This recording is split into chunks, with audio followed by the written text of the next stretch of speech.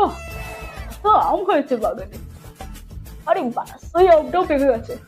কিন্তু আমি তো গাছে উঠতে পারি না, কি করা যায়? আরে ভাই, আমি একটা আম, আমাকে আগে পাকতে তো দে।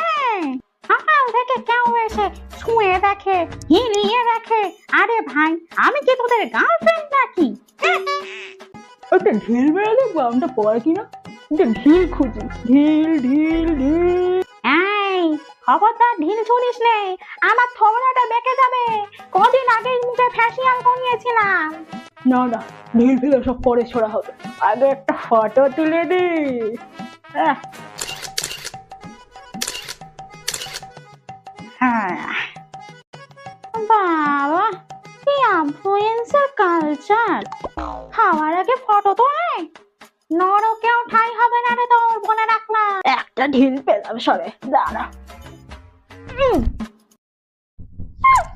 A few moments later. দেখো গাইস, আমার ছাল চামড়া সব ছাড়িয়ে নিল। একবার পেটে আমি চাই তো, তারপর দেখ, আম হয়ে ঢুকে ফোড়া হয়ে না বেরিয়েছি তো আমার নামও আম নয়।